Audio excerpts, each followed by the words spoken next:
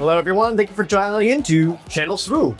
We have something special for you today. This is the Lawless Time pre-release. This is happening at Mock's boarding house in Bellevue. Not a whole lot of sealed stuff out there. Doing this one a little bit different than usual, so I'm actually recording this live right now, snapping finger. This is not post-game commentary or anything like that. I'm talking to you as I'm building it, because hopefully I can help show my thought process as I'm going through this. Same as each sealed, we'll get our 6 packs and open them up. And I'll show you how I like to organize my seal pulls to go to. All right, open up an Aura Sing. All right, so we got Vigilant Scouts, solid. Trying to get these probably organized first. So the way I like to do it is I personally like to kind of have multiple columns. The middle column is all of the neutral colored cards, and then I'll put the heroic cards in that column up. So, you know, we got blue neutrals here, blue heroic, blue villains down below. Now my usual sort gets a little funky because now we got these multicolored cards, which does throw everything off, but that's okay. We'll manage through it. Nothing too exciting in the first pack. We get an Aura Sing leader, who is someone I'm very interested in opening and playing. We also got Han Solo. Dogged Pursuers. Huh? Yep, that's solid. Vandal Range Troopers. That's probably one of the better bleed villain units. Just a solid 4/6. B-Wing Skirmisher. Ooh, Droid Laser Turret. There's a good Sentinel. Think Job Fugitives. Not much here. An Improvise. Partisan U-Wing. Rocket Jumper. And there's a Bosk. I do like Bosk a lot. Bosk is a very strong unit. We did Aura Sings, that's possible. That's 2 Anakin Pod Racers. Okay. Oh, that's 2 of them. Oh, there's a Hyperspace Aura Sing. So uncolored cards here, so like heroic, neutral, just pure villainy. Come down this area. And the reason why I sort my cards this way is because when it comes to seals, sometimes just having enough of something is what you want. And this can help me visualize if I have like a thick enough stack. That is a Hyperfoil Max Rebo. I don't find this particularly exciting, but someone's going to want Hyperfoil Max Rebo. There's a Dengar. Oh, Termin Barcona. Very good too. Geothan and a Rogue One. Okay. Don't feel like I found anything that's strongly pointy in any one color yet. That's okay. And that's an Agent Callus, so this box really wants me to go blue villainy. Okay, Kill Switch. Don't mind that. Biff Fruit. Prototype Tie Advanced. Not much. Devorin Doorbuster. Oh, there's a Jabba's Raincore. That is one of the best, that is the best uncommon I could hope to open. Val and the Ghost. Okay, only a couple of boosters here. So I can look at this and see, I don't really have a lot of heroic going on. I've got a little bit more in the villainy, not by much, but a little bit. So I'm feeling less inclined for villainy. I do have to count my multicolored cards, of course, but open up a Vader. Leppy Lookout. Axe Forgets. Gorilla. Okay. There's our first neutral. And just heroic. Bantolet Security. A Hyperspace Fire Across the Galaxy. And a Sebulba's Pod Racer. Doesn't really do a whole lot unless I'm Sebulba. So far, not particularly exciting. And our last one is Boba Fett. So this isn't in. This box had nothing but villainous leaders. Holy and Han Solo. Well then, alrighty. So hopefully we can make villainy happen. There's a Lost and Forgotten. Okay, so that is a strong reason I want to play blue, because that is just good removal. Plus another Kill Switch. Toydarian Technician. Ruthless Duo I do like. Oh, Kessel Hulk. Actually, you don't mind that, just as a potential late game Sentinel. There's a Chopper. Shadow Cloaking. Ooh, Blade Wing. Big fan of Bladewing, and finally, Two-Faced Troid. Okay, well, so at first glance, I'm not seeing a lot of really good heroics here. The Fire Across the Galaxy is basically unplayable. Seems like there's a lot of solid yellow, 2 Axe Frigates, a Guild Ambush Team, Bladewing, 2/2 Saboteur, Rookie Rocket Jumper. It's fine.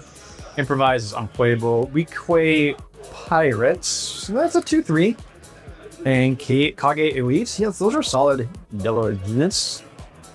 Didn't see a lot of blue things I like. I like Kill Switch and Forgotten. How about my units? Petabyte Security. Rogue One can do fine. For Laser Turret. Syndicate Security. Vigilant Scouts.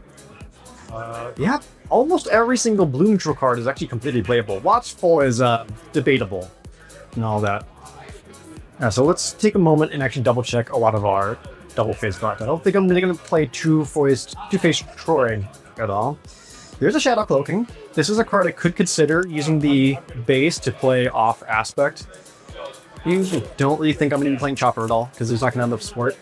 With Darien Technician, so if I go blue Cunning, that actually would be solid there. We'll consider that for sure.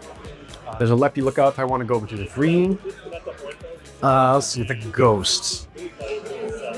Ghost can be good. This is actually probably really strong to play off aspects. If I go Heroic, I don't really think I'm in line Heroic. Val, not really playable, I don't feel.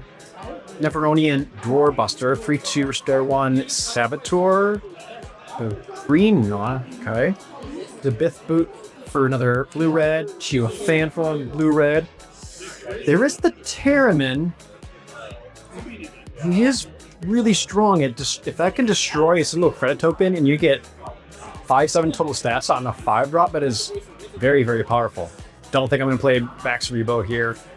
Oh, there is also a Bosk, and do like Bosk enough that honestly, all 3 of these cards could potentially want to make me play blue-green Villainy. Define Hammerhead is just fine Philo stats.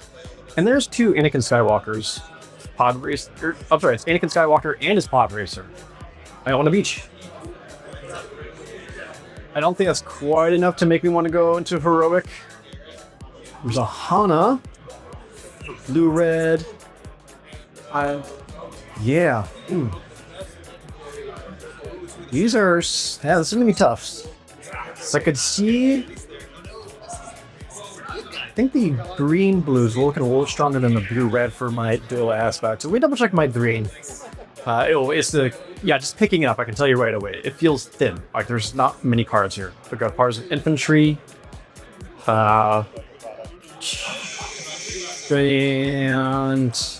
I guess a Beach Patrol, BTACT, and I can play Mercenary Fleet, but I just want to make sure I have a finisher. But yeah, there's not much there. That said, Green Villainy does have this duo, Undercity Hunting Team. I don't know if I'm going to have enough Bounty Hunters for that. Syndicate Spice Runners, same thing. I don't know if I'm going to have enough Underworlds. And the Pirate Snub Fighter is just kind of fun.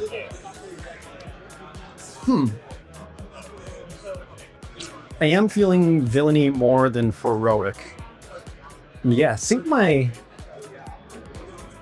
what about my yellow Villainy?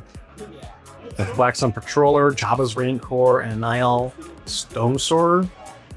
I feel like my yellow felt pretty good. Let's double check the red. So Daring Delve, I'm just gonna put sideways down here because it's basically unplayable, and I got multiples of those. Yeah. Everyday, More Lies, also kind of unplayable. Commits to the City's okay. Overcharged. Transport Shifted Suspects, Dogged Pursuers, another Daring Delve. So, it's okay. A lot of these units seem more like filler to me. And then, yeah, my red villainy is, the Pod Racer? A TIE Advance of Storm Ram. So, I think what I'm going to do is actually build... Let's take a look at what blue-yellow villainy looks like first. And take a lot of these. Kind of set them to the side. Not completely forgetting about them, since we can play stuff out of aspect. So if we just did that, Vigilance Gown, Destroy Laser Turret. So this, when I start actually building my pool, I'll start taking the cards and laying them out like this by their resource cost. And I keep units and events separately. So 2 kill switches, a Lost and Forgotten, Watchful, a dominant play. I'll keep it kind of down to the side. Unless I got the Vandor Range Troopers. If I'm kind of committing to villainy, we could take just my generic villainy cards and put them up there. Oh man, Black Sun Cabal is not really one I'm hoping to play, but if I need to, I need to. Can include the Kessel Hulk. And... oh geez. The Hidden Hand Supplier could do something. I guess Pink Job Fugitives, but man, I really don't want to play those. And hopefully our yellow can kind of make up for some of this. Which there are some solid ones in here. Kage Elite, the Rique Pirates, the Ryoko, we have the Blade Wing, Guild Ambush Team, 2 Axe Forgets, the Rocket Jumper, and again, card like Improvise, not really playable, so I'm just going to put that off to the side. So it's got a couple other villainous ones. And some more early good players. Okay. And if I wanted to do the blue-yellow, we got Toydarian Technician. There's a Val. I don't think I want to play Val. There's the Two-Faced Troig. That actually might make the cut just because, you know what, it is a Sentinel. And sometimes you just need that in order to block something. Yeah, let's put it in there for now. Just to help make sure we got some Sentinels. So not touching anything else, we'll do a count-up. I try to aim for about 25 units and around 5 non-units, whether that's events or upgrades or whatever. So a quick count, it's at 1, 2, 3, 4, 5, 6, 7, 8, 9, 10, 11, 12, 13, 14, 15, 16, 17, 18, 19, 20, 21, 22. That's 22 units.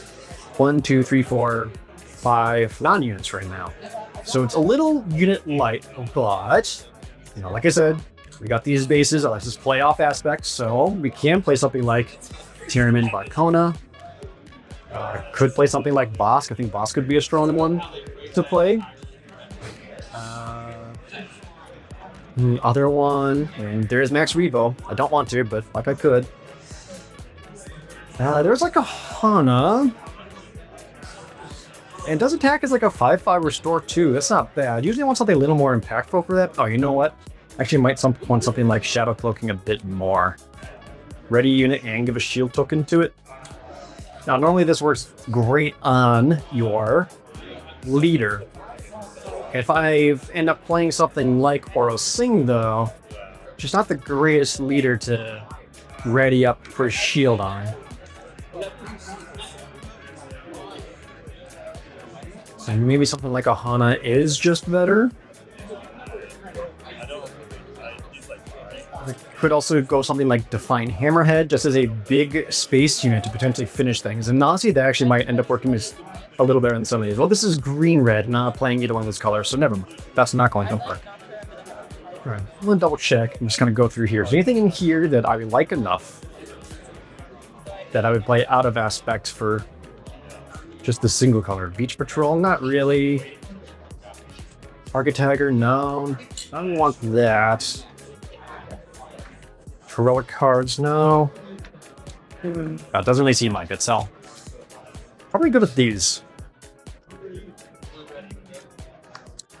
So I think Bosk and Tyramin are the most likely of all these cards. I don't think I got anything that generates me credits, because it would be great if I could generate my own credits for Tyramin to target Explode and just give us a lot of extra power and toughness.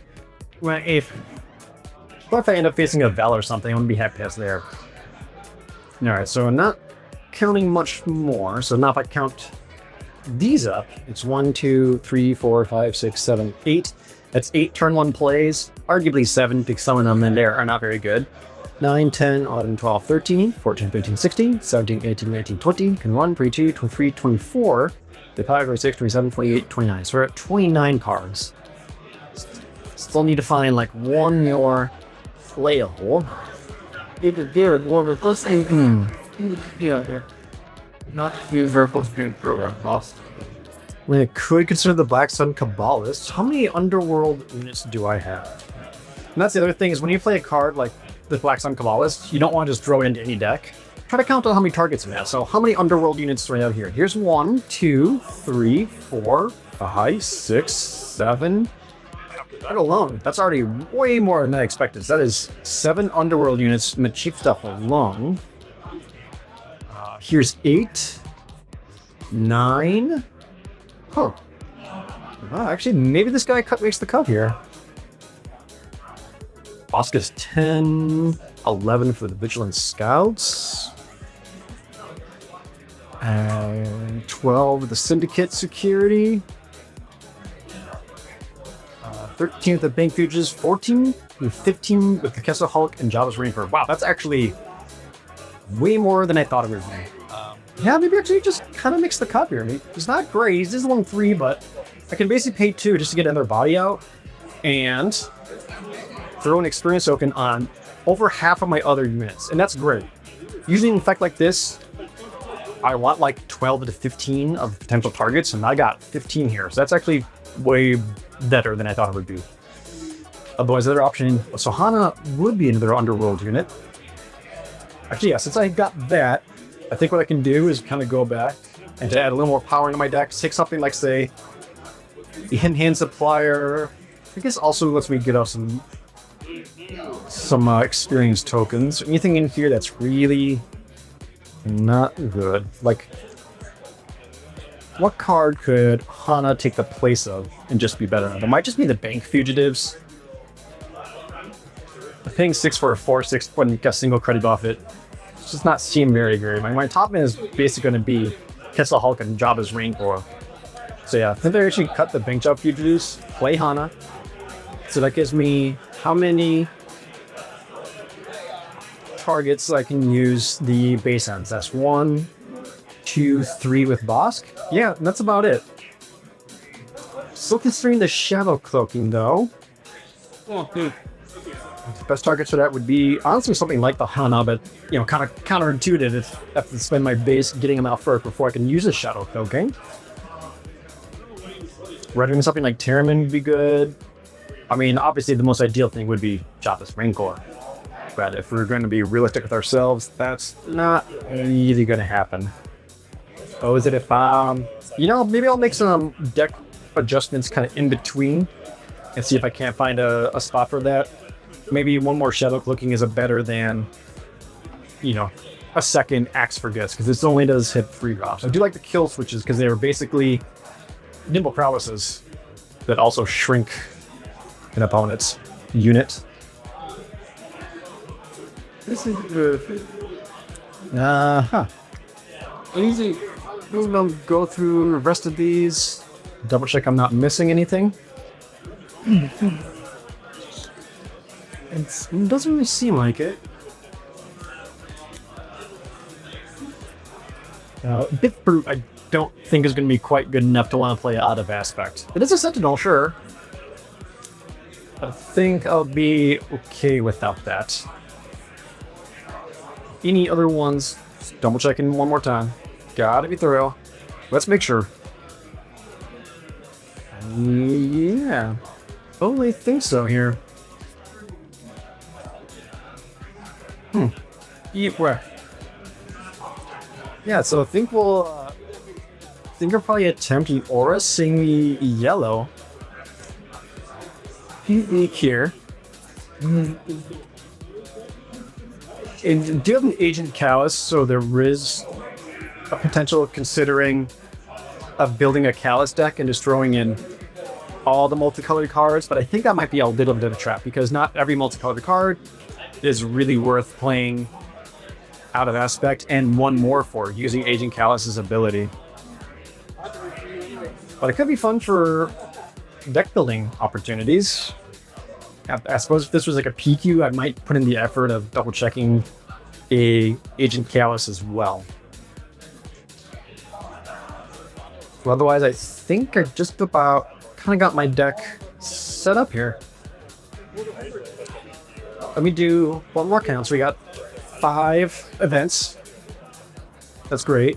1, 2, 3, 4, 5, 6, 7, 8, 9 turn 1 plays. That's excellent. I usually aim for about 8, and having 9 is great. I'd try to go no less than 6. 9, 10. Sorry, no, those 9, 10, 11, 12, 13, 14, 15, 16, 17, 18, 19, 20, and 1, and 2, and 3, and 4, and 5. Plus the 5 ends. Okay. So it looks like we pretty much kind of have our units here, and we're just looking to kind of try to get to the late game as much as possible, using Aura Sync to make combat math difficult for the opponent. Use Kill Switch to slow things down, especially for something like Belsartha. We got plenty of bounces between Axe Forgets and Blade Wings to negate any experience tokens going out, plus getting the credit tokens. We have a good way of using a credit token to determine whether it's our own or one of the opponents. And then we had a couple of 7-drop hefty finishers to potentially finish out the game. So, all right, I'm going to sleeve this up, and we'll try to get into our first match here at the Lawless Time pre-release. And here we are in our first match. I am playing up against Dana, who's on Boba Fett Yellow, who opens up with Deveronian Doorbuster.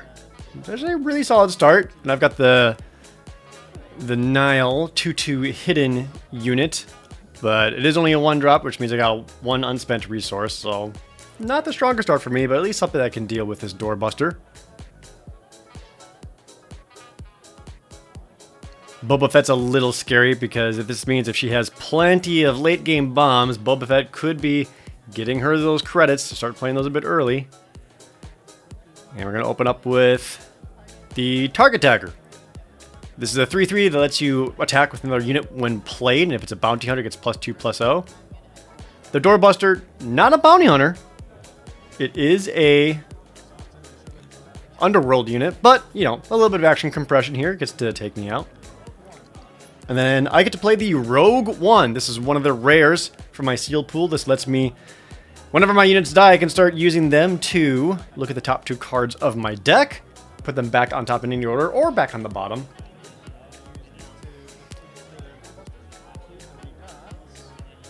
I take out the 3/2 here. Mostly because it has Saboteur. Otherwise, another option would have been going into the Target Tagger and use Aura Sing to finish that off. But I did get the Death Trigger off the Rogue One, so I got to, you know, smooth my draws a little bit.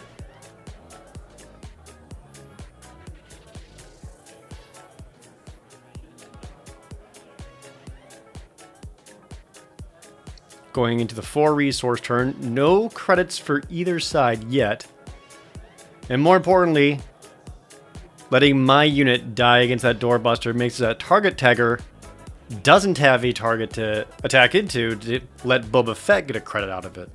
But that is another 3 damage to my base, but I get 3 damage back onto Dana's, making it 6/3.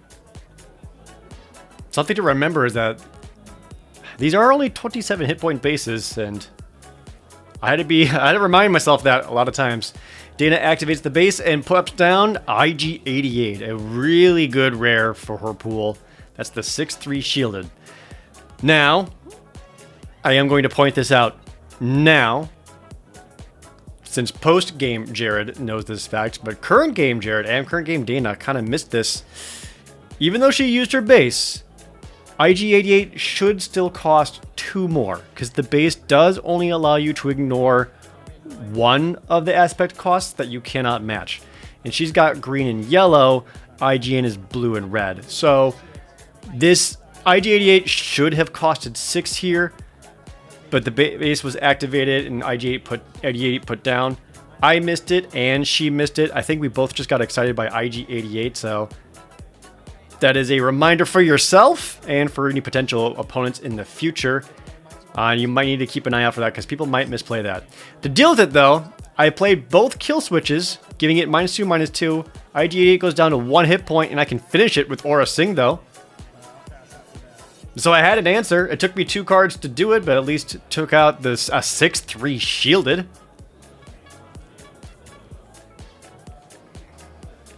And that's a pretty good use of Aura Sing. Even though the IG-88 was not supposed to be down yet. That's okay. This was still pre-release. We're all still learning the cards.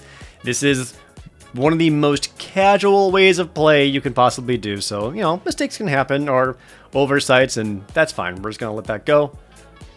Learn from it and move on. Another 3 damage to my base, another 3 damage back to hers. Puts me at 9, puts her at 6. We're going to start seeing some other units come out, including Boba Fett himself. This is the 3/6 with Raid 1. So still a pretty hefty attacker. And I don't know if I really want to set myself up to allow her to get free credits. But I do have the 5/4 ambush unit, which allows me to ambush and take out the target tagger. Clear out some units, so if she tries to push base damage here, which she could. Looks like that's the case, so she's going to go 4 damage into my base. Puts me at 13 and gives me an opportunity to claim initiative. She still has all of her unspent resources, though. And gracefully, she is holding her hand out far enough that we can actually see what's in her hand, so appreciate that, Dana. Now we get an idea of what it is you're looking to play. And this is the Expendable Mercenary. This is the 3/3 that when is defeated becomes a resource. And is also a bounty hunter. So there's a way to kind of get 2 resources out of that using Boba Fett's ability here.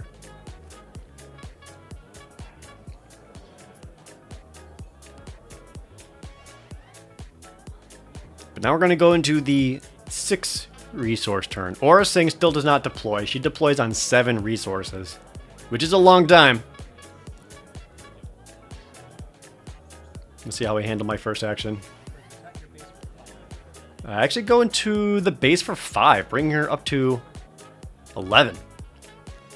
Kind of risky on my end in retrospect, since this does give her options and targets for her bounty hunter attacks. Yep, sure enough.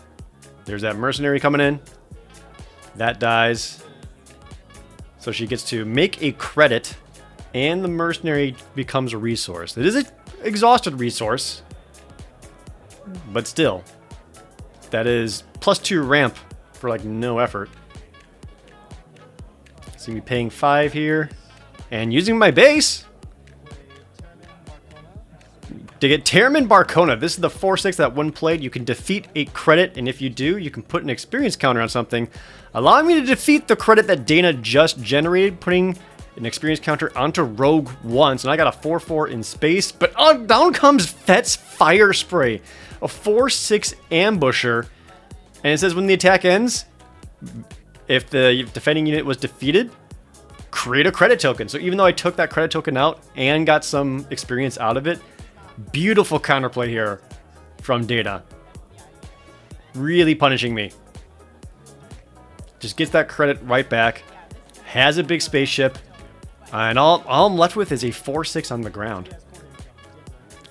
Yeah, the Fett Fire Spray should have 4 damage onto it since we had the experience token on there.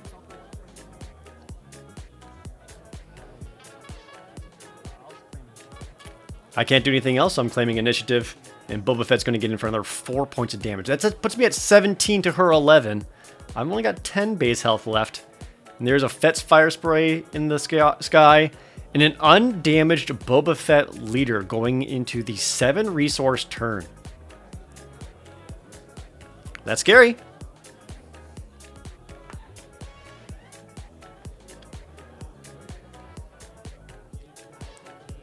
Definitely seeing some powerful cards come from Dana.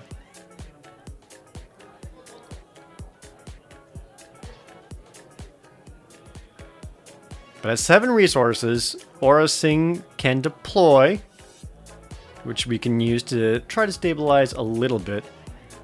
But remember, Dana's at 8 resources. Well, 7 resources and a credit. And we saw what was in her hand. So still not looking good for me. And yeah. Deploying Aura Singh, defeat any unit that has 5 or less remaining hit points, allowing me just to snipe down the Fett's Fire Spray. So that's a little bit of board control. That's something. But another 4 damage to my base. I only got 6 base health remaining. And now I'm in a situation where it's, can I erase this? Like I can attack in for 7, which would bring her up to 18. That doesn't seem great. Tapping all 7. There's Jabba's Rancor. 7/7 hidden on attack. An opponent chooses a unit, you may deal 7 damage to it. So I play my big unit. She's going to respond with her own. Yep, that is the AT-ACT, the 8/9 Overwhelm. So now I need to have an answer for that because I cannot win the game in one action. And if she gets initiative, she can just attack and immediately defeat me. Which I do have answers in my deck. I could get the Blade Wing. I could get Lost and Forgotten. But I am pretty much forced to claim initiative here. Yeah, can't do much else.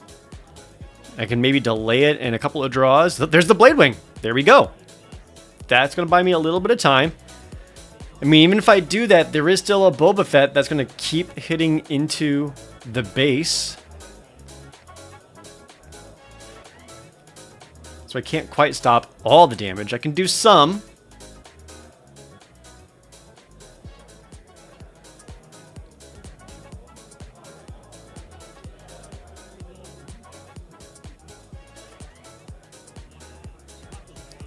Kind of forcing my play here. Yep, Blade Wing. Allow me to return AT-ACT back to her hand. So not dead yet. And there's another 4 back to my base. 2 hit points remaining on the base. But I know that AT-ACT is still in the hand. And I have to have an answer for it. So I used Tearman to hit Boba Fett, and I think my plan here was maybe I can like use multiple units to beat in. If she plays that AT-ACT, I can swing the Rancor into AT-ACT and just finish it off with like the 7 damage plus the 7 from the Rancor. But wisely, Dana counterplays this just by putting down a Partisan Infantry, just a little 2/3 with Raid 1. Which means, even if I defeat Boba Fett, or even if I defeat the infantry, I know that the AT-ACT is still going to come down, or really any other unit. It doesn't even matter, have to be the AT-ACT. It could be anything, just something with 2 power, which is almost everything in this set. So I'm actually in a pretty tough spot here. Great play by Dana, trying to just go wide and get multiple units out. So even if I attack the Rancor right now into Boba Fett or the infantry with the on attack, she can just name the very same unit that I am attacking into, essentially nullifying the Rancor strike.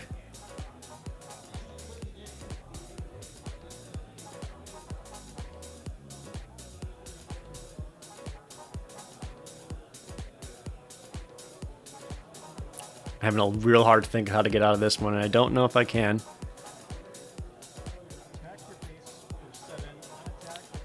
Yeah, so I can at least get some base damage in. This will bring her up to 18. And maybe this is the way to go, is to see if I can't put the pressure back around. This does allow the Rancor to kill something, because Aura Sync can also defeat the other.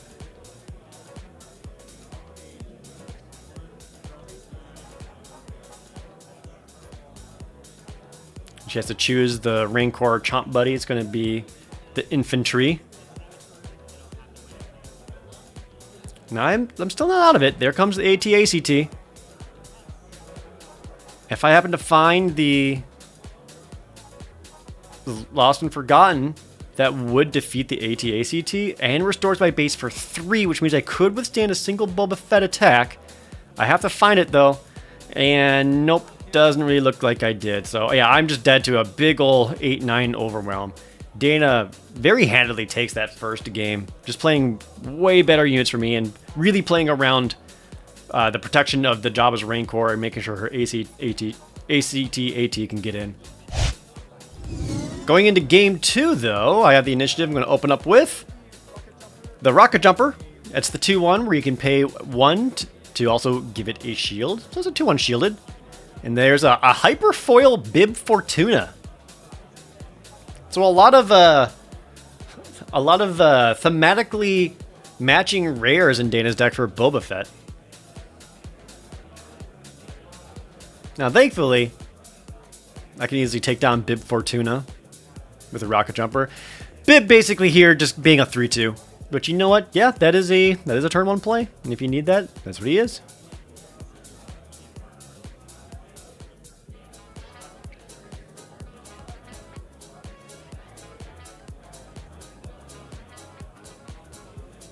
And thankfully I have the initiative here so I can make sure I get that attack off right away. Break the shield, take out Bib. And unfortunately, all she can do is claim initiative, which means she's not going to get any unit down. And I can play the Kage Elite, which has Saboteur and Raid 2, so now I'm already threatening some pretty decent base damage here.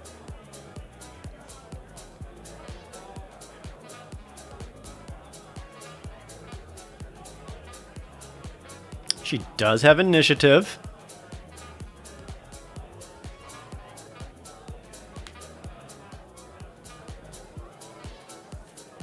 Up to 4 resources.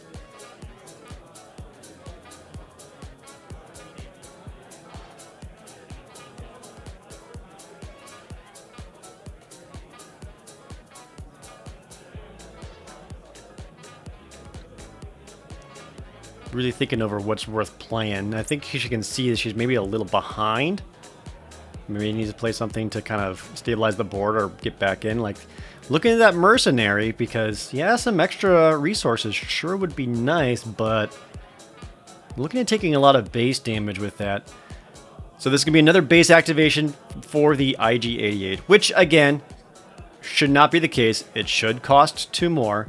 But I think she may have missed that the Kage Elite has Saboteur, so when it attacks into IG-88, it defeats the shield and then deals 4 to IG-88. So, still had an answer for IG-88. Yep, just re-showing the Saboteur here. And again, we both missed it twice now, and I do remember and bring it up after the fact in as we're hanging out after our match. So, not a big deal. Lets me get 2 more damage to base and get down to 3-5 restore 2s. Dino is significantly behind at this point, though. We're going into 5 resources. She's got nothing in either arena, and she didn't get to deploy anything at the 3 resource turn. I think that alone is probably what really set the pace for this whole matchup.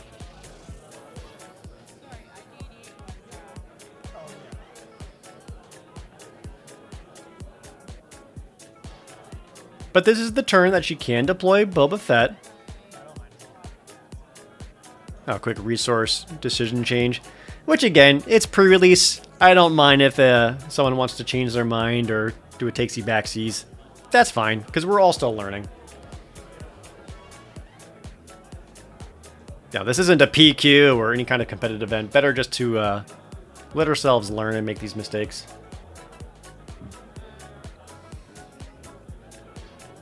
Yeah, so she's going to start off with deploying Boba Fett. Yeah, it's a 4-6 or 3-6 raid 1. Let's look at a couple of points of base damage. It brings her up to 4. And then just plays the mercenary. That's the 3-3 that when defeated becomes a resource. I can play the Syndicate Security, which is a 4-6 with grit.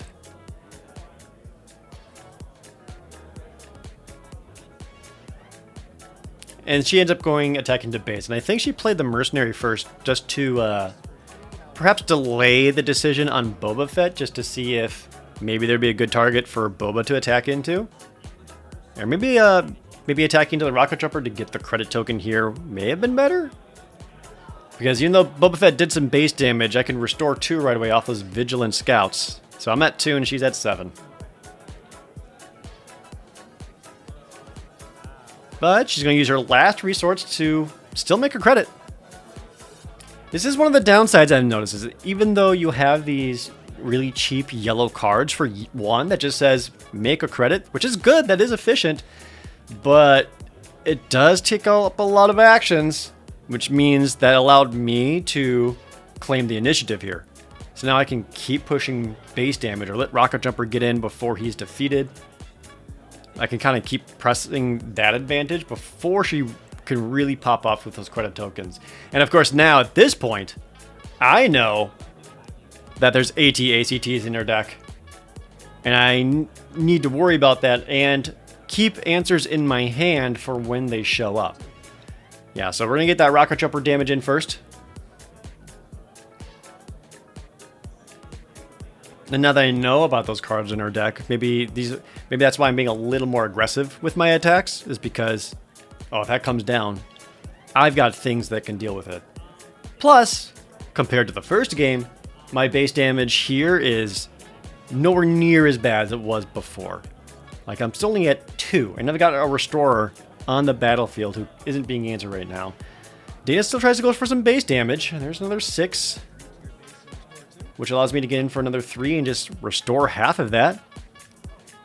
Puts her up to 12. I'm at 4.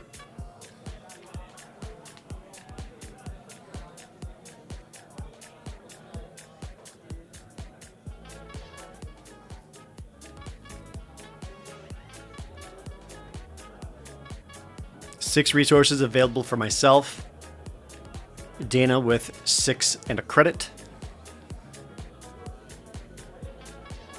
She's looking at that ambush unit in her hand thinking, where do I send this ambusher? You don't really want to send it into the grit guys, right? Because then you just make them into 9/1s. Can take out the scouts. And yep, that's where we're going to go. So we're going to ambush into the scouts, which defeats them. They take 3 damage back. More importantly, oh, it's not a bounty hunter. Never mind.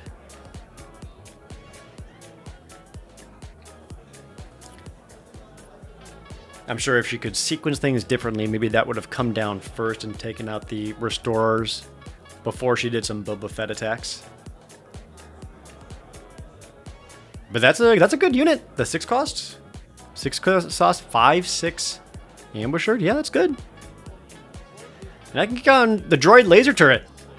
2/1 Sentinel shielded just to really get in the way. And what I like about this is it also makes the 3/3's attack really awkward because it can't just outright defeat itself in order for Dana just to get another additional resource out of it. Like, she's got to spend actions to do that. And this allows me to kind of play around her actions. So it forces her to, if she wants that to die, she has to do it the next turn so that resource is still going to be exhausted. And I use the grit unit to finish off that 5/6 ambusher. So yeah, sure enough, I have this 9/1 grit unit who is protected by this little droid laser turret. Sentinel kind of coming in clutch. But now we're hitting those, she's hitting up those 8 total resources. Thanks to those credits. We can see some AT-ACTs come down.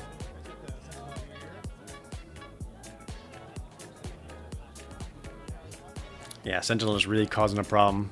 I mean, she'll do it. She gotta get it out of the way, and does. Gets a free resource. I get the Scry 2 off the Rogue 1, or look at the top 2 cards. Put them one on top, one on bottom. Scry is in old Magic the Gathering terminology, where you can look at the top cards of your deck. You can choose to put them back on any order, or put them on the bottom of your deck.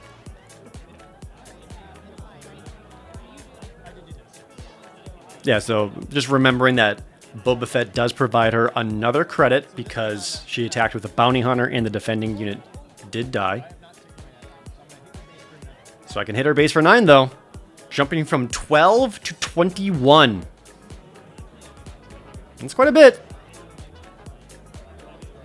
Now she doesn't deal with this 9/1. That can just defeat her next turn. And yeah, so she kind of sees the writing on the wall here. Uses Boba Fett to take him out. But he's got grit, so Boba Fett is also going to perish.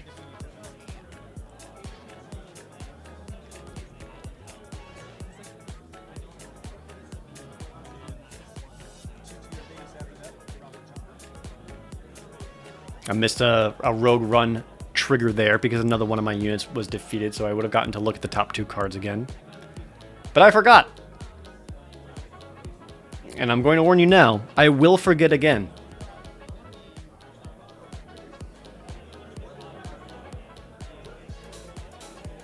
So even if this thing comes down, though, I've only got 4 base damage, so I'm still not under super big threats. Like, even if that thing just goes straight to base, I'm kind of winning just from the action economy, right? Like, Rogue One's going to hit her. She's going to go up to 26. That means 1 hit point left on her base. Yeah. She's not going to have anything to stop a ground and a space unit, especially in a single action. Yeah, so that was a little unfortunate for her. Kind of luck of the draw where she just didn't have that last resource. But this is match 3 now. She's going to open up with the Black Sun Kabbalist. Not the most exciting turn 1 play, but you know, it's sealed deck, so you kind of work with what you got. It is a 1-3.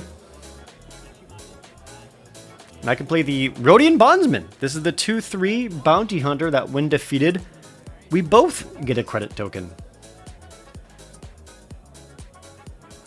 Now you may think that's kind of counterintuitive since we've seen her big overwhelm units at the end, and giving her those units seems like a really poor idea. But look at the way this lines up. The Bondsman can hit the Kabbalist, or a Singh can then snipe and finish him off. And more importantly, I don't know if you saw in my hand, I got that Tamarin Barcona in my hand again. Which means even if she gets the credit token out of it, I can then use Tamarin to defeat that credit token and get that extra experience. So usually the target tagger just to, again, get that action compression. Black Sun Kabbalist gets to attack right away. Only putting a single point of damage into the base. I have the Toydarian Technician. This is the 2-3 Raid 1, Restore 1. Solid unit. And yeah, so this causes her to claim initiative. And now that I know that she can't use that credit right away, I'm going to send that Bondsman straight into the target tagger. Deal 2 damage to that, and we both get a credit. Allow me to use Aura Singh to snipe and finish off that tagger.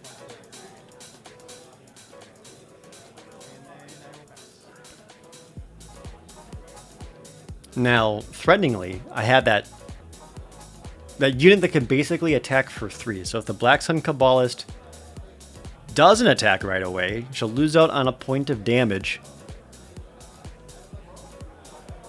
Which is kind of what my gambit is here. Like, I want her to get that attack in first because I want to be able to defeat her credit token before she can use it. And Tamarin does cost 5, but again, I have 4 resources plus my own credit token that I got from the Bondsman, giving me just enough to play him early and shoot down her credit.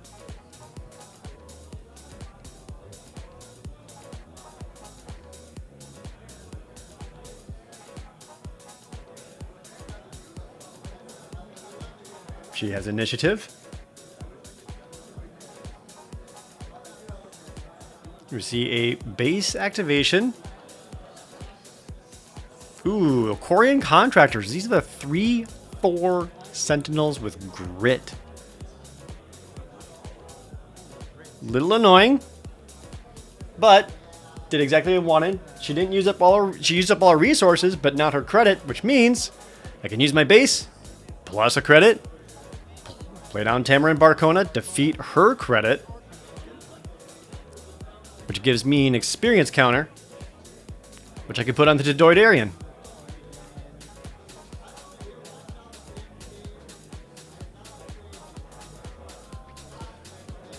So now the Toydarian can safely attack into the Quarian and survive. So wisely, she actually puts a point of damage onto the Toydarian Technician. So now it can't quite survive crashing into the Quarian Contractor. So very wise choice there. Like that attack a lot. That's like the most use she's going to get out of the 1-3. But yeah, still worth going in. Because now that leaves with just me with the 4-6 on the arena. And I've restored all my base damage.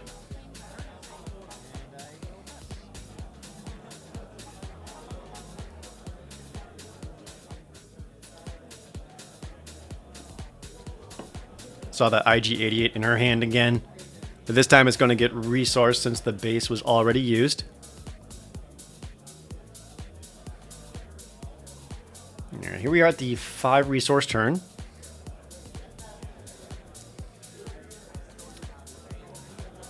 And Boba deploy. Looking at her hand, looks like she might be gearing up for a possible double deploy.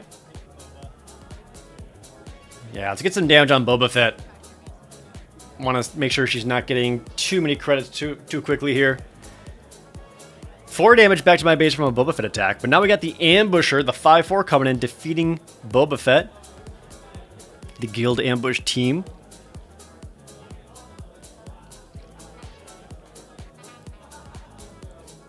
Much closer game this time around. Her own Kage Elite. And a Weequay Pirate. Still a couple of units.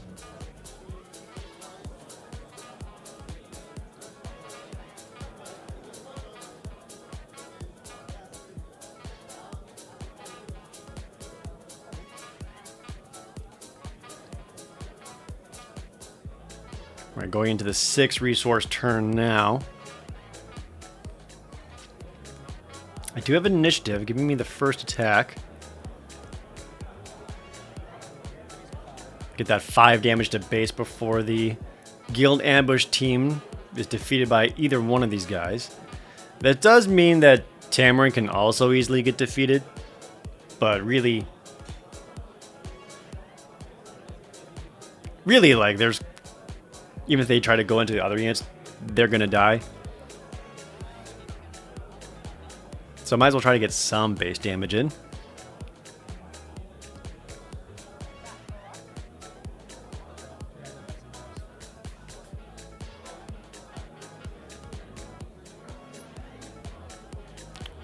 Got 3 resource play. Nope, changing my mind.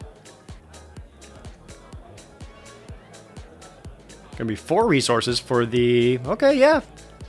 For the 4-6 troopers. Just a solid statted unit.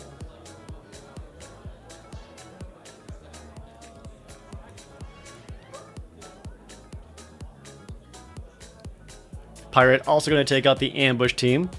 Seems good.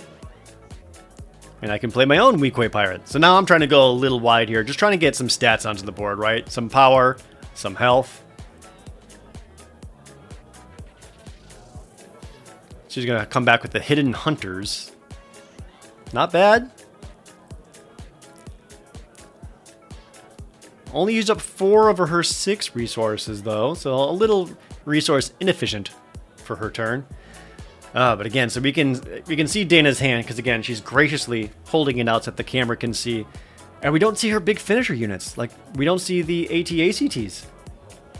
So even if she was generating a lot of credits and putting a lot of those out, nothing really to ramp up into. And playing those 4-5 hiddens just makes it a prime target for Aura Sing, because it doesn't even need to be a damaged unit. As long as a unit with 5 or less remaining hit points, she can just defeat them when she deploys. So an easy defeat of the Hidden Hunters there. She has a Sandcrawler. It is a 1/7. We're on attack. You can put a discarded card from your discard pile back on the bottom of your deck, and if you do, you make a credit token. So she's got a couple of ways of making sure she's generating credits. Oh, there is a big unit in her hand. I'm sorry. It's not the AT-ACTs. But there is those mercenary ships. That's the 9 resource 10-10 in space.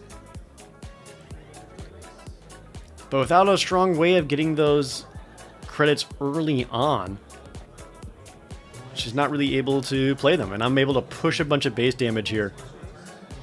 Some fortunate ambush units on my end. So it looks like some awkward draws for her too. And I actually pay 6 here for Bosk, and then use my last resource to put out another Nile unit. Yeah, just putting out a lot of stats. She's at 14 damage. So with that alone, I think I got exactly lethal on board. Maybe a little bit more. I think I can do 14 more damage here. Or 15 with Bosk's ability. Oh, and there it is. She finally drew one of the AT-ACTs. But yeah, unfortunately, just a little too slow. And the lack of... If there was credits generated even just 1 or 2 times before this, and she got to keep it and Tamarin didn't destroy it, and one of those big units came down, it might have been a big enough threat that maybe it got me to play scared a little bit and try to take that out instead of pushing that base damage. But yeah, I think she just got too many awkward draws. So now she gets to put a discarded card back on the bottom of her deck. Doesn't really matter which one. I mean, it could be relevant if we somehow get to decking.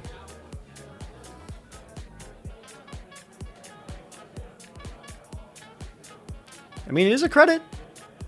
That does put her at 9. So when Bosk attacks, he can give a unit +1/+1 for the phase. He's going to target himself, so might as well get in for 4. And then the Sandcrawler technically has -1/-1, but that's not super relevant here.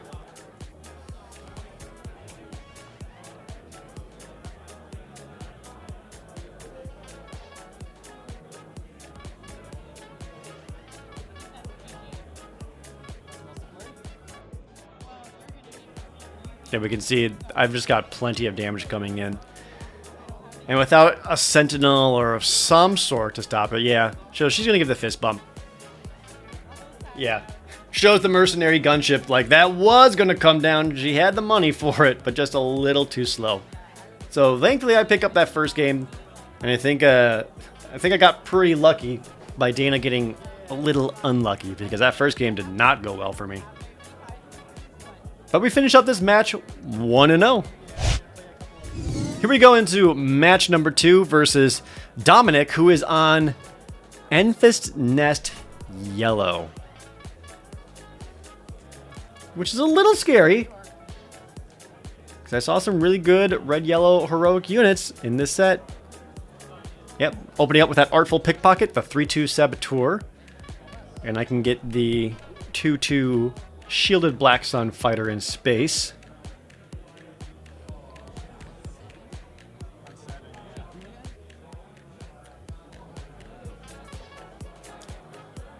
Definitely double check what Oroseng's ability does. Never be afraid to read your opponent's cards just to make sure you know what's going on. Alright, so we're going to start throwing some base damage back and forth at each other. He gets 3 damage to my base. I put down the 3/4 Saboteur. He plays the... I can't quite read the card. It's the 4/3 where on attack you discard a card from your base. Or from your deck, sorry. And here, rather than just get 2 points of damage in, I'm actually just going to claim initiative so that rather than trying to push extra base damage, he's already kind of off the races. He did get to start with initiative from the die roll. So I'd rather use my 3/4 to start maybe clearing out some units.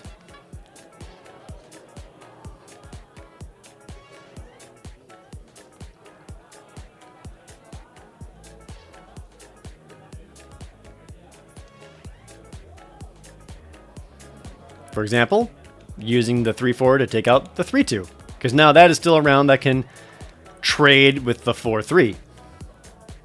But of course, it's going to go straight to base and force a discard. That puts me up to 7 damage on my base already with 0 on Dominic's. There we got an early base activation for Hona, the 3/5 Raid 2 Restore 2. And that can help stabilize a little bit. Ooh, here comes the Sharpshooter for 3, paying an extra 1, forcing me to discard a card. And I'm going to claim initiative here rather than have that Black Sun Patroller attack. Because again, I need to start clearing out units and restoring a little bit.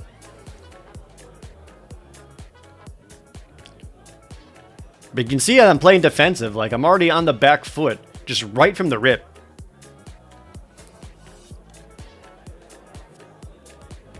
And now we're going to go into the 5 resource turn, which is the turn that Enfys Nest deploys.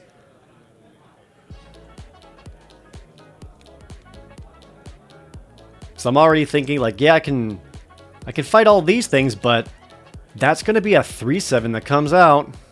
I don't have a whole lot for that.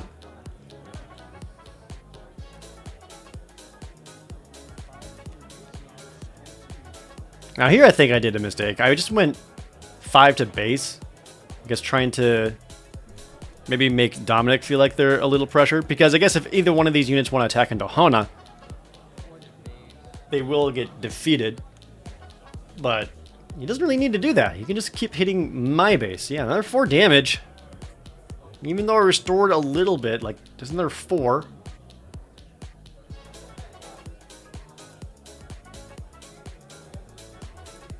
Do not love my spot. Yeah, so we'll start trading out units. Yeah, and I think I probably should have used Hona to start taking out more of his.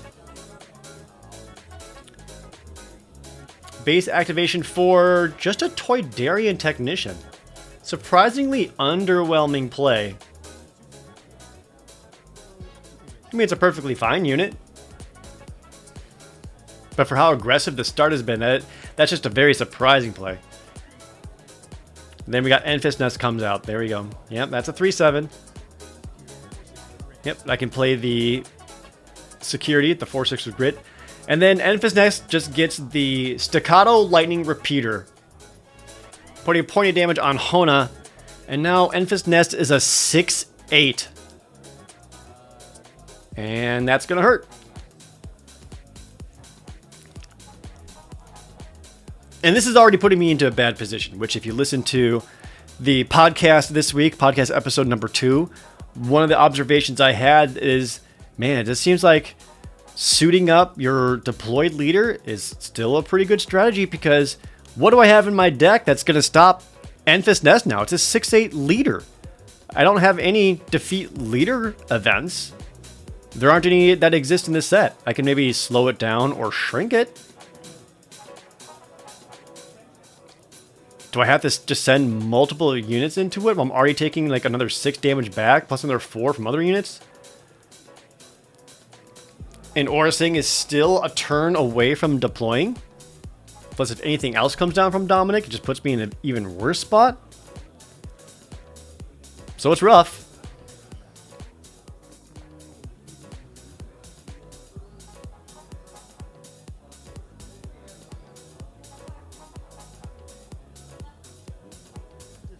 We'll use Hona to take out the Toydarian. I will restore 2.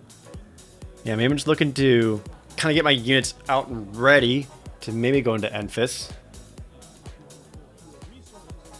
Yeah, but look at that. Just another 6 damage to base, putting me right up to 19.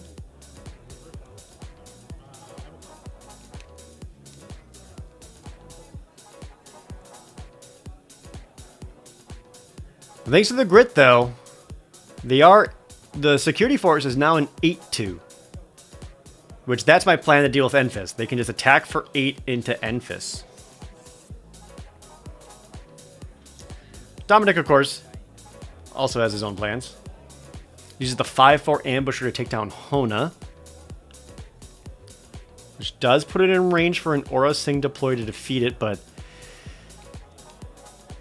yeah, so I mean, even if I wanted to do that, I would have to deploy. I can only stop one of them, right?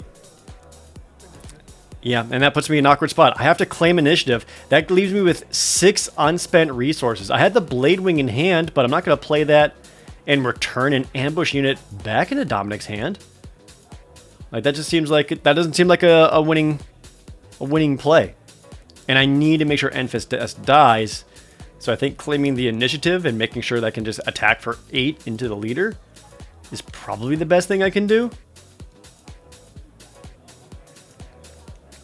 But I'm still going to be taking another 5. Yeah, so Enfys Nest gets defeated. 19 damage on my base, 8 hit points remaining, 7 damage on Dominic's base, 20 hit points remaining.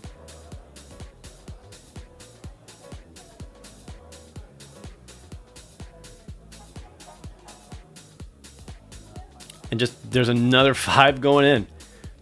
Puts me at 24 damage. Yeah, so I can deploy Aura Sing, defeat that, and at least try to stabilize a little bit. But then there's a 4/5 ambusher right there.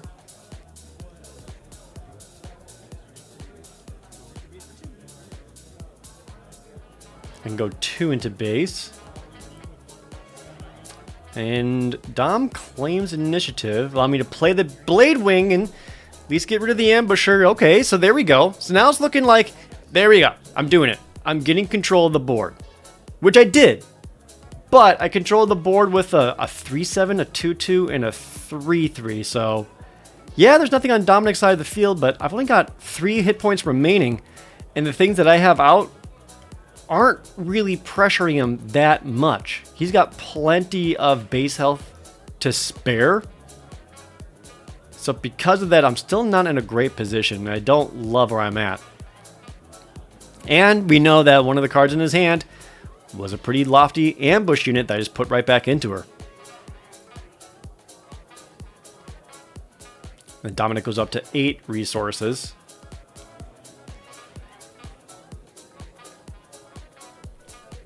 Need to have multiple answers. I do have a couple of Sentinels I could play, which would be pretty good. So here we see just a Pod Racer. The 2/3 make the credit.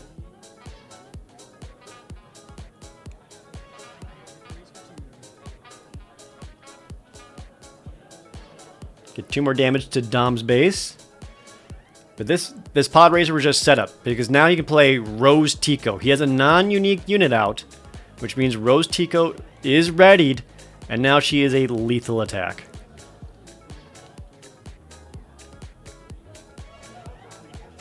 That's not quite game yet. I got that kill switch, which exhausts her, brings her down to a 4/4.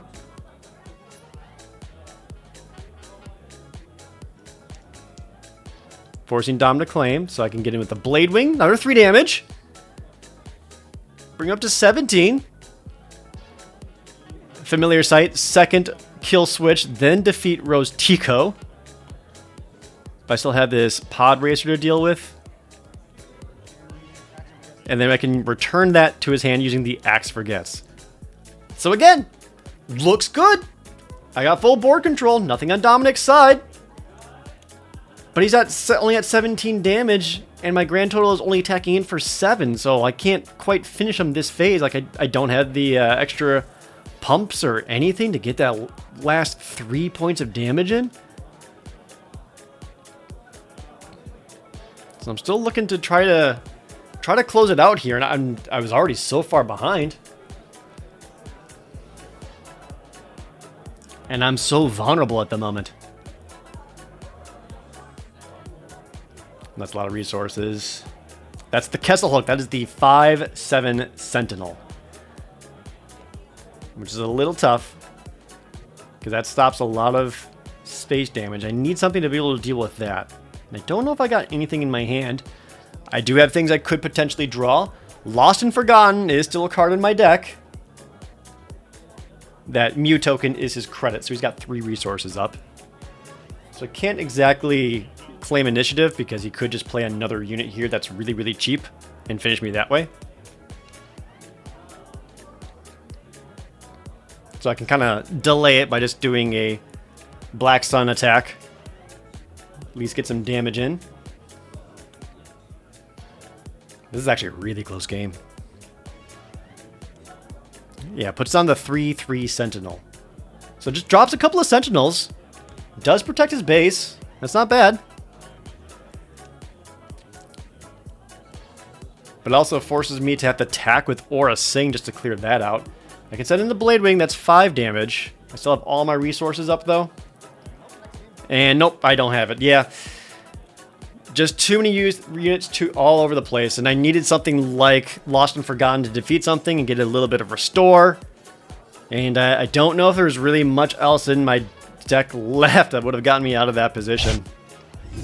Alright, here we're going to game 2 though. So I may have gotten overwhelmed early on, but this time I'm opened up with the 2/1 shielded. He goes Alliance X-Wing. Now I wish I had my 2/2 shielded in space.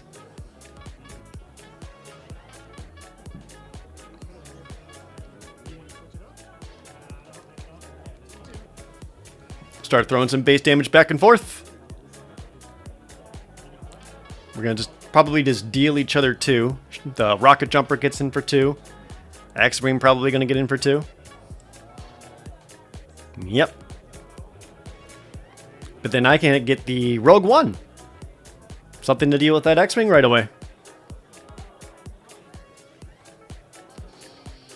Dominic plays that Pod Racer again, gets that credit token.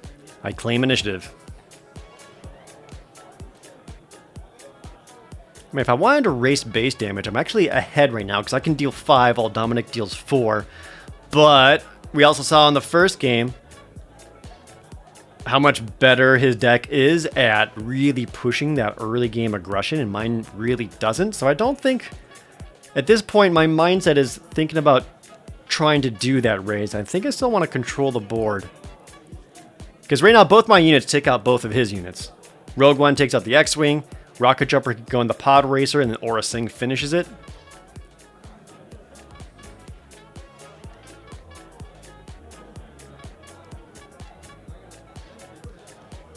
That last game, I did not get to play any of my... Oh, no, I got to play the Hona. Just kidding. I was thinking about Tamarin for my splash units. Tamarin and Bosk. But Hona was pretty good there. You can see him have that Rose Tico in hand. And he's got the 4 resources and a credit to make her happen. Which will be rough.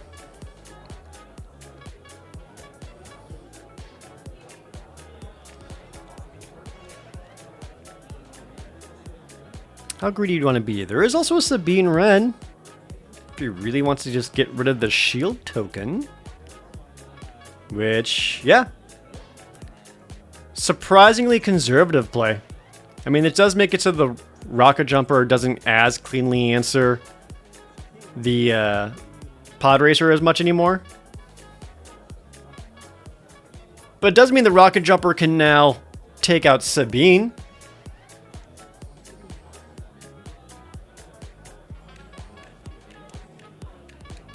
Sabine could have ambushed into the Rocket Jumper, but I think he wanted to force my action into it. Credit spent. Get that Artful Pickpocket back down. And yes, I did miss the Rogue One trigger. Axe forgets to put that Artful Pickpocket back into his hand. There you go. There's me remembering the Rogue One. That's my biggest takeaway from these matches, was I need to remember Rogue One's trigger when my units die. And this goes the same for all of you currently watching if you play Rogue One. 1 on bottom, 1 on top. I still have 2 resources, but nothing to play. So a resource inefficient turn for me. Low base damage going into the leader flip turn for Enfys Nest though. 2 damage on Dom's base, only 4 on mine. Significantly better than it was the previous game.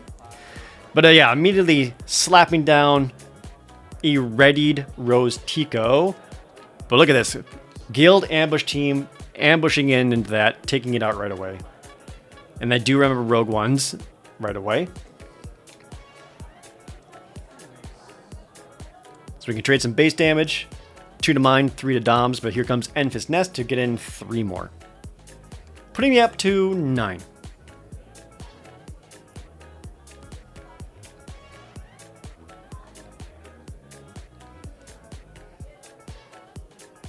I can tell you already at this point, I am thinking about Enfys Nest and getting that staccato repeater and getting big again and trying to figure out how I can deal with that. So I've got that droid turret in my hand, but I can't really play it. And this is me forgetting that Aura Singh deploys on 7 and not 6. We're going to rewind that back. Whoops. Yeah, that Aura Singh deploy 7 feels pretty brutal here.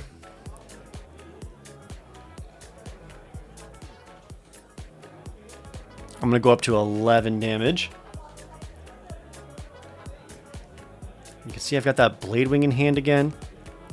But I can't really action delay for Dominic to play something better for me to Blade Wing. I just don't have enough units to force him to spend his resources and get something down that I can really punish with that Blade Wing. The Blade Wing is a very good card, but yeah, just not really do a whole lot here. So instead, we're going to play the 3/5 Sentinels. Which it will give me a credit when it's attacked. And sure enough, that staccato repeater comes right on back. At least delays a little bit of damage. But I do get a credit token. Do I remember Rogue One? I do. No, I don't. I drew the cards. Just kidding. Yeah, and I got a feeling that's going to probably come back to bite me, because I don't think I drew particularly good cards there.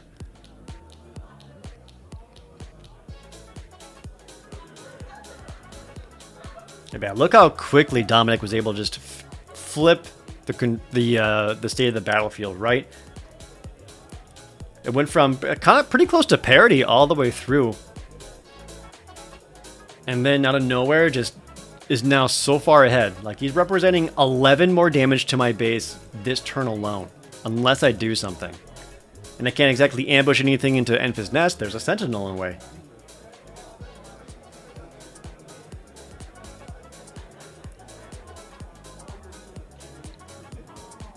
I can slow them down,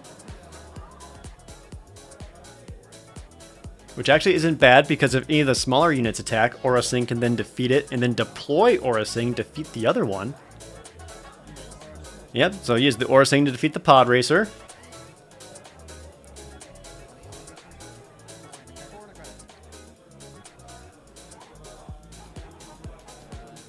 He's got his own ambush unit. That's the Tulliston 4-2 Ambush Overwhelm, which also means 3 more damage that gets overwhelmed into my base. And I can deploy Aura Sing and at least get rid of the 3-3 Sentinel.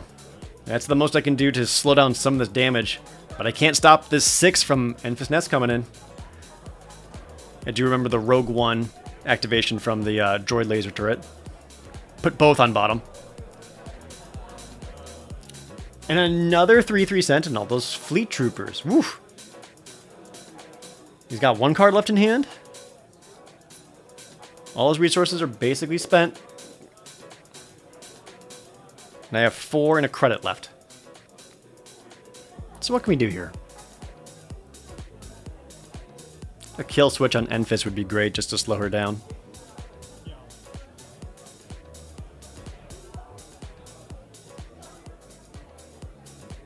Yeah, I can play a 4-6.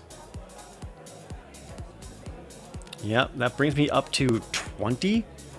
And then, yeah, if I want to be able to deal with Enfys, I need to get those Sentinels out of the way, so I'm kind of forced to do another attack here. Letting Dominic get the initiative, and that's another free attack for Enfys Nest. Just a bad spot for me.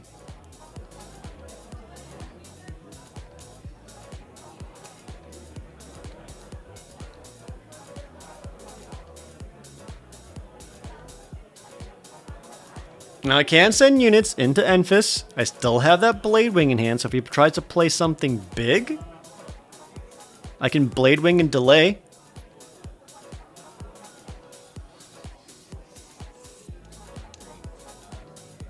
Yep, another 6 damage. 1 base health remaining on my side.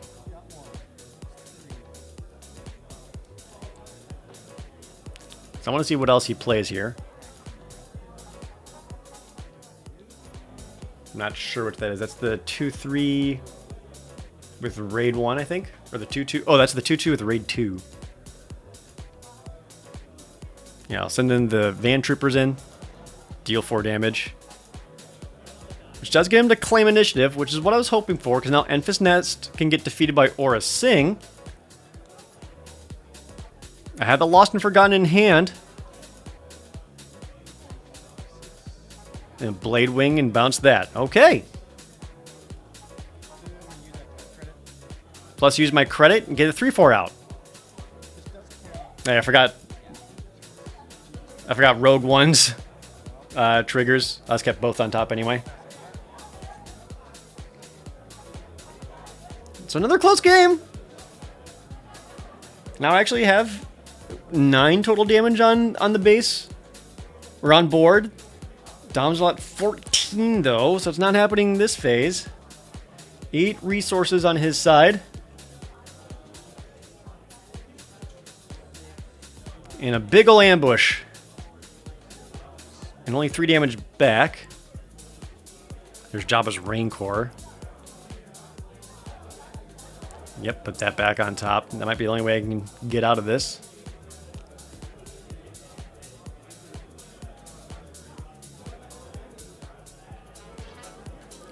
My hand actually is looking pretty good here. Yep, get 3 damage to base. Bring Dom to 17. Brings back the raid 2.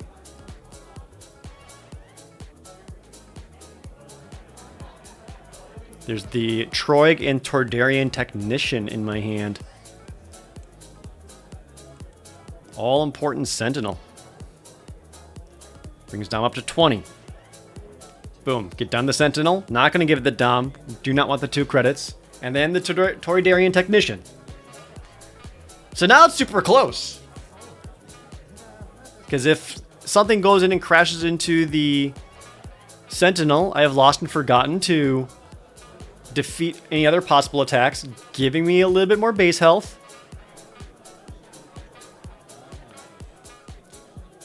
And I need 3 of my units to attack. Just any 3 of them to attack. And then I can win it while also slowing down Dom's attack. But he gets the ambusher. That is the 4/5 is going to ambush right in. And I think that alone is going to do it, because no matter which one I defeat here, I've only got 1 hit point left. So I can use Lost and Forgotten and heal 3.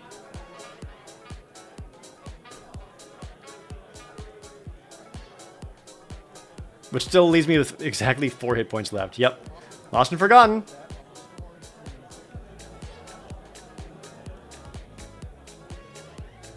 Yep, 4 damage left on base, and he's got a 4/3 out. So all he's got to do is attack the base here.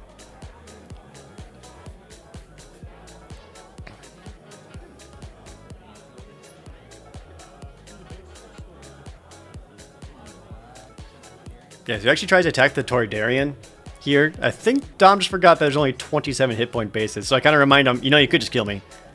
So I show him it there. There you go. Yeah, so much closer game that second time around, but yeah, just wasn't quite enough to be able to answer the pressure that Dom's deck was able to provide, which was much better than I did. And anytime I could control the board, I just didn't have the power to swing back with. But a very fun game, very close one. We'll get into the next match after this. Here we are in match number 3 with Gregorio. Gregorio's on Jabba the Hutt green. Jabba being a playable leader because it is the pre-release, so it becomes in our pre-release boxes. So he's going to start off with the 2/2 for 2. Lets him look at the top 3 cards and find an Underworld unit. And I've had the Rhodian Bondsman again. And Gregorio takes the initiative.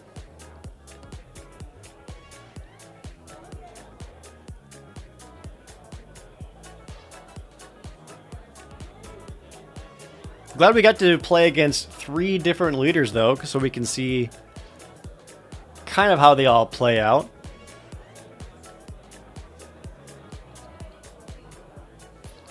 Now with 3 resources,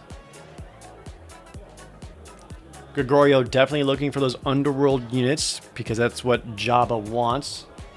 Using credits to ambush them or return them to the hand. 2 damage to my base, though.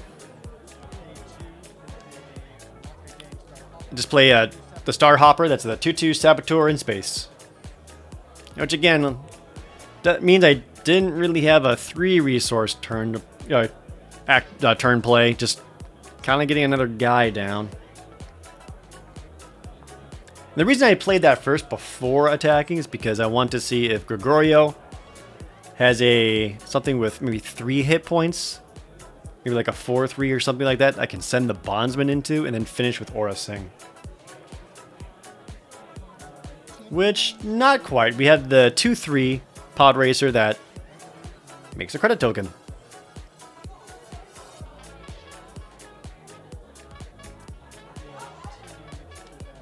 So they can slap each other for 2.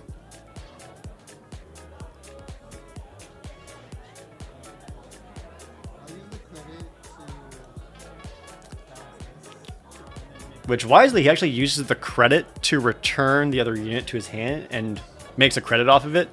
But it does allow Aura Sing to snipe and take out that Pod Racer. Oh, I get to play the Nile again, the 2/2 hidden. So I did get to use up all my resources. All right. So I suppose Gregorio returned them just so that he could play it again and look at the top 3 again and maybe try to find... Maybe there's a specific Underworld unit that he's looking for, that he wants to see the top 3 cards of his deck. Maybe it's one of his win conditions because, you know, not there's no board presence for himself. Though there is a credit token that allows him to ambush, which is something. Or maybe he realized the 2/2 is kind of already outlived his usefulness and it's better going back into his hand to potentially be used as a resource.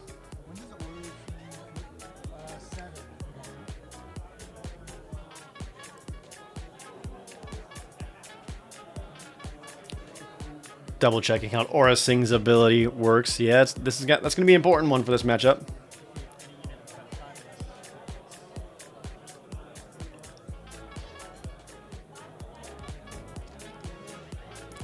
Gregorio still has that credit token.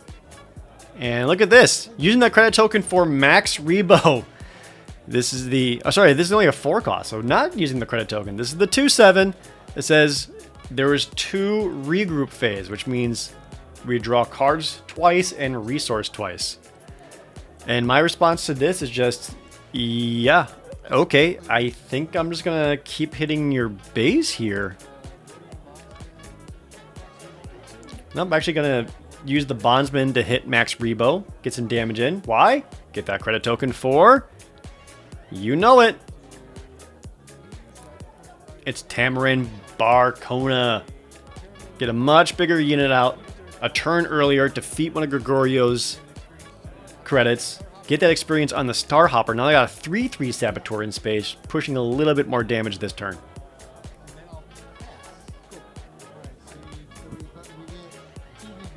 So now we gotta... So we have to do these regroup phases one at a time. So you have to draw 2 first. Then do a resource.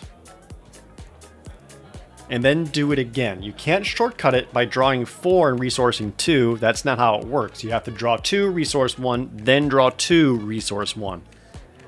Be very specific about that. So if you are playing against an opponent with Max Rebo out on the arena, make sure that's how it goes down. We can't just shortcut and draw 4. Because you have to make those resource decisions before you draw the next 2 cards. So, yep. And then, you know, technically, everything readies, but then we go to regroup phase number 2. So we draw another 2 cards, resource again. So out of nowhere, we are at the 6 resource turn. Just completely skipping over the 5s, which means Jabba the Hutt can now deploy, Aura Singh cannot.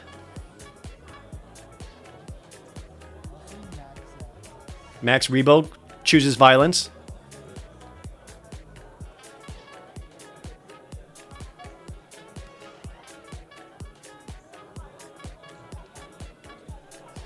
But yeah, I think I just keep going for some base damage here. 4 more to Gregorio's base. That puts 9 on there.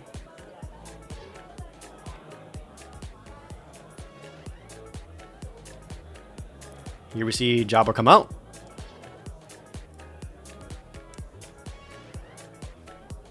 At this point, I'm almost curious. Like, if we're double resourcing, like, how good is your endgame compared to mine? I play the 4 6s.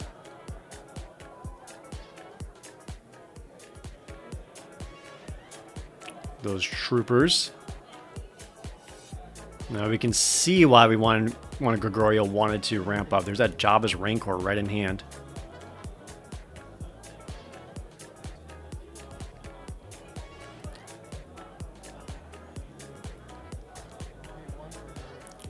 Here's the underhanded supplier, which allows me to pay 1 and put another experience token out. So now my Space Saboteur is a 4/4 Saboteur. But here comes a Jabba activation. 6 resources, plus a credit is used, which means an Underworld unit gets ambush, and it's Jabba's Rancor. Jabba's Rancor with ambush is pretty brutal. So not only does it get to attack into something, I have to pick something for it to take 7 damage too.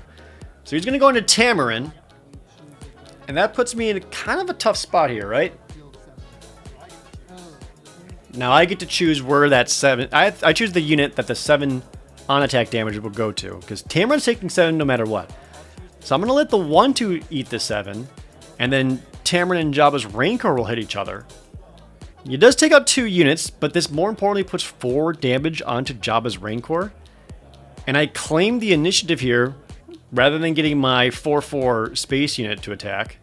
Because now Jabba's Rancor is down below that threshold that Aura Singh can deploy and take out that Rancor. But Max Rebo is still out in play, which means we need to regroup twice, resource twice. So I did my first one. Just showing him how Aura Singh works. So I did my resource. I think Gregorio's got to pick his. And that's the other important part is, you know, making sure you're kind of doing these together and making these decisions together. Because if you, again, try to shortcut it and then just say, I choose not to resource or I won't resource or something, you know, that's information being given to your opponent. Yep. So then here comes regroup phase number 2. We draw 2 more. Resource another thing if we want to.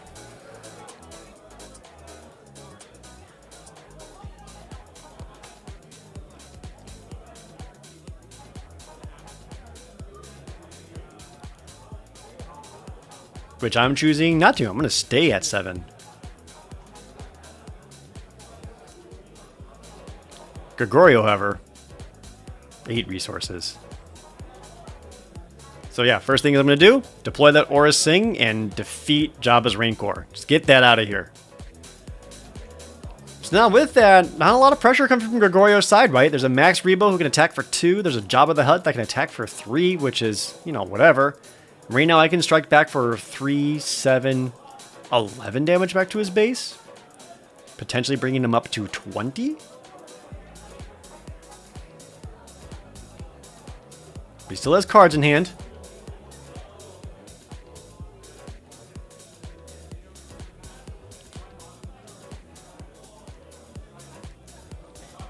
One of them was that AT-ACT, which we've seen so many times before. But there is a lot of resources up on my side too. You can see him pull aside those 6 resources to play that 5/6 ambush creature. Does he want to though?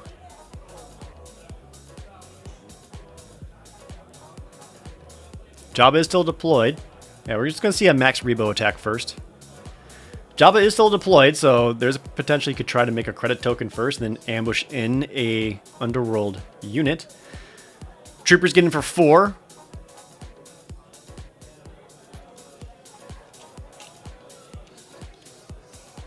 Just fix up that base damage there. 13 total.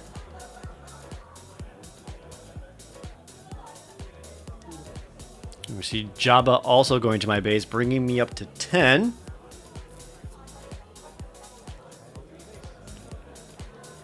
And again, you see me just ignoring Max Rebo here.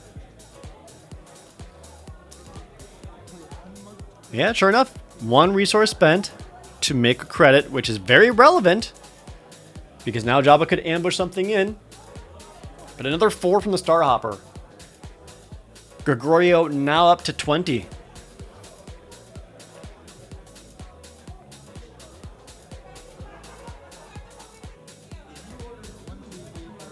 Yep, 6 using Jabba with the credit. And it's the Vermilion. This is the 5/7 where you reveal a card on a player's deck. That player may choose to play it. If they do, the other person generates that many credit tokens. Gregorio's got a fun deck. Vermilion and Max Rebo. Yeah, these are fun cards. And again, Vermilion is a 5/7 in space for 6 resources, which is hefty. Nothing to scoff at. The extra ability is that's just a fun thing to do. So Gregorio reveals that mercenary on top. The 3/3 when defeated becomes a resource. So he gets to choose if he wants to play it or not. Yeah, so he's choosing not to and just keep it there.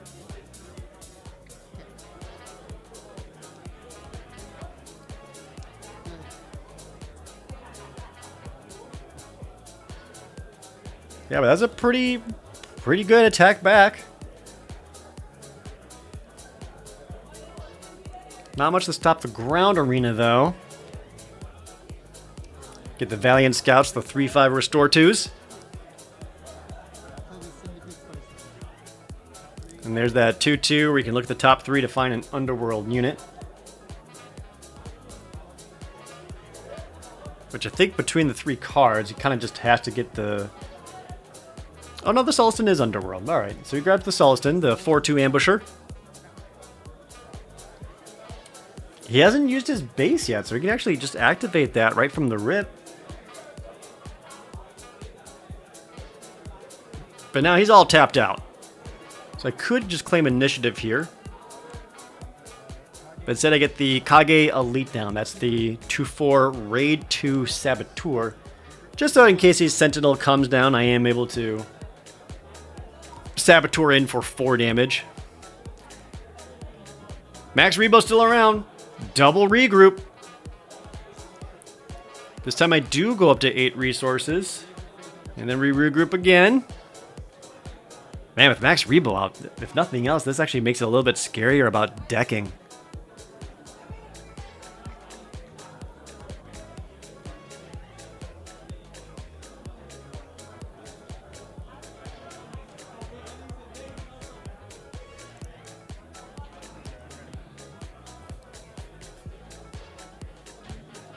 I think his hand is just stacked. There's so many cards in that hand.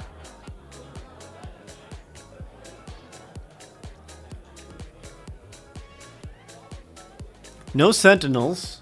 No credits to ambush with 7 hit points remaining. So you can kind of see his back's a little to the wall here. He's got good cards though. Like there's a Haymaker. Allow him to defeat...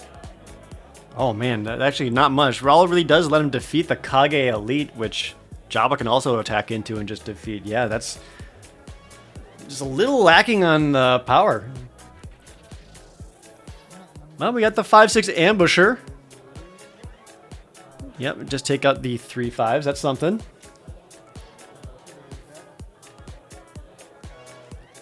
Get 4 into the base with the Kage Elite. Now all I need is either one of my units to attack to finish him. So I think, yeah, he's going to swing with Vermilion and just be like, is there anything on my deck that could do it? Which there kind of is. There's a Blade Wing. Which he can play my Blade Wing, which returns one of my units back to my hand. I would get 6 credits out of it.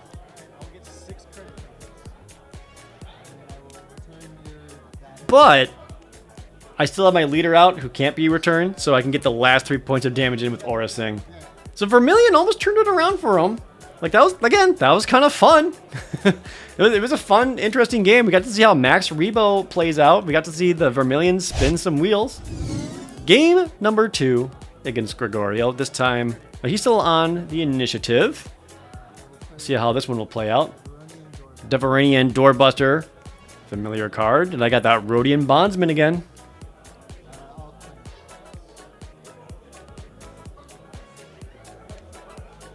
Will we see some more Max Rebo shenanigans?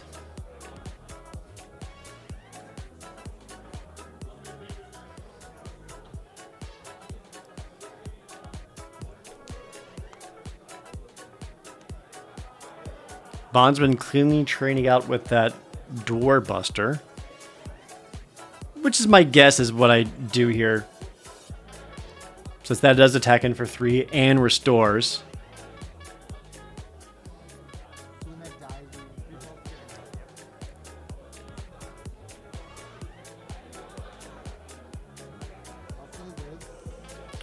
He's going to open up with the 1/2. The supplier, pay the extra 1 to give an experience token to the Doorbuster. Well, now it's a 4/3.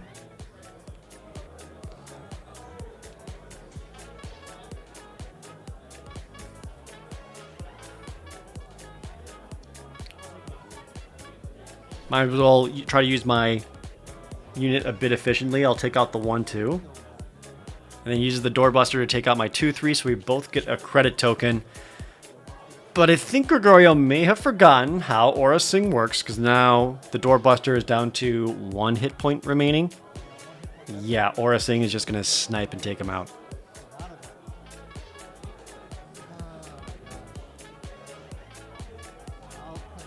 No follow-up, just a claim from him. And I can play the Rogue One.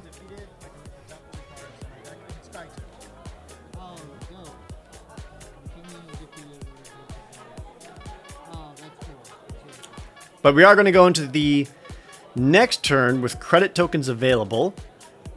Does Gregorio try to use that right away, or does he want to save that for Jabba's deploy turn so we can use that credit to ambush something in? If I had to guess, we'd want to use Jabba's ability here, get that ambush.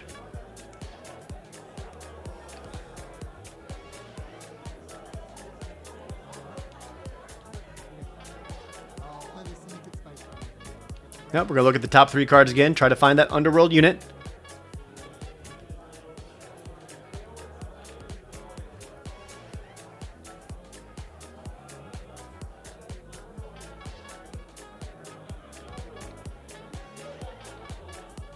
Is that defines the rocket jumper? Not sure what that back card is. Oh, that's the bank heist fugitives. Bank job fugitives, sorry. The 4/6 for 6 where you create a credit token when played. Yeah, that doesn't look too exciting. So yeah, we're gonna take the rocket jumper. Which is something that he can play this turn, but it's not gonna work out well for him. Hey, my favorite play pattern. There's Tamarin. Use that credit on my side to defeat Gregorio's credit. Get that experience token over onto Rogue One. Now I got 2 4-power attackers.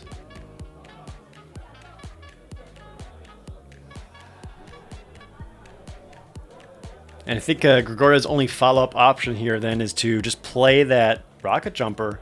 You might have been relying on that credit token to play something a little more impactful here. Yeah, just gets on the rocket jumper. Choosing not to play the 1.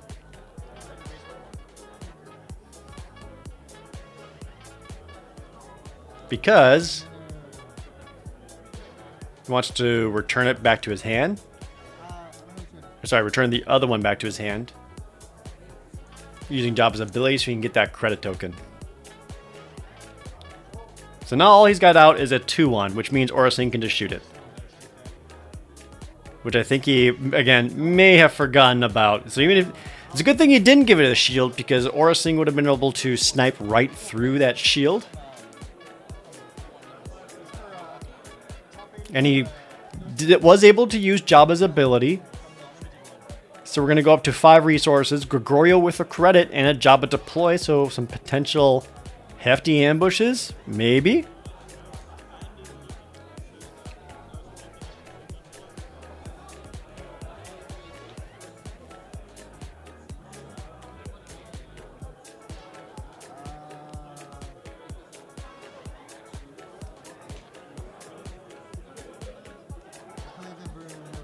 Just replays the Vermilion. It's back.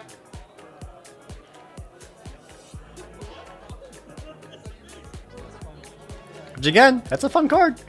We're going to use Rogue One to do another 4 damage to Gregorio's base, bring him up to 8. My base damage is currently at 0. He claims initiative, allowing Tamarin to get in for another 4. We're a turn away from Jabba deploying. Just gets the Vermilion down first. And I play another 4/6, so that is 3 4-power attackers down. Vermilion can deal with one of them. And potentially get some card advantage out of it.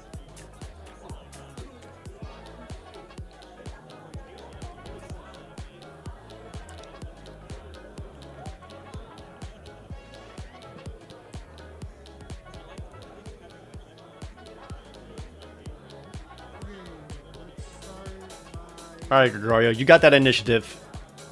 Let's spin that wheel. Yeah, take out Rogue One. And you have to get to reveal a card of a deck. And show mine. What do we got there? It's the Axe Forgets. So returning unit 3 or less, which does absolutely nothing on this board. So, yep. No reason not to play it here. And yeah, so that's one of the downsides to Vermilion, right? It's like you could hit something amazing, or you could hit something that is completely worthless. But it is still a 5/7. Very cleanly answering my space threats. But really, it's these ground threats you got to worry about. Here we get Jabba the Hutt deployed. Another 4 damage to base from the troopers. Up to 27 hit points remaining.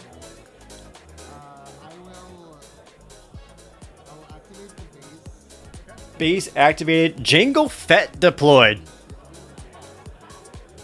6/5 with a shield. I still have all 6 resources available.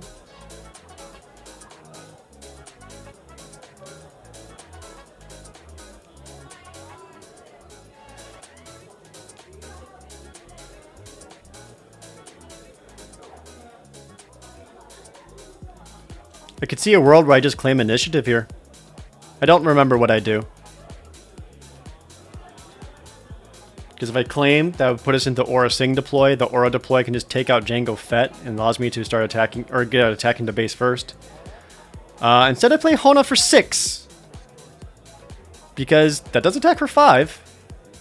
Just provide more units than what Jango could potentially attack and exhaust. Because he does still have the shield, which means right now, when Jango attacks, it does exhaust another unit. And Gregorio gets the initiative here. There we go, 7 resources. Still no damage on my base.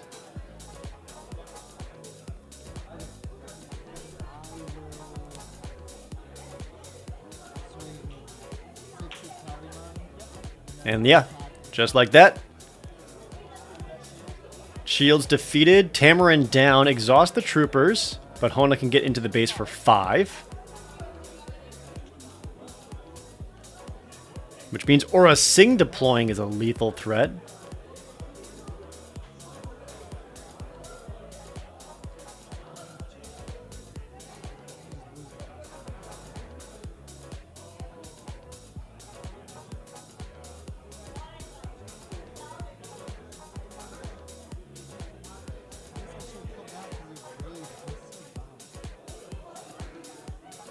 I think he's checking his hand to see if he's got any way of slowing me down. Which that Haymaker is still in his hand. So then we're going to do a Vermilion swing, reveal a card, and it's the Nile Stormsoarer. the 2/2 hidden for 1. So still nothing really impactful there. So I can deploy Aura Sing and defeat Jango. So with Jango defeated, that Haymaker doesn't quite stop me.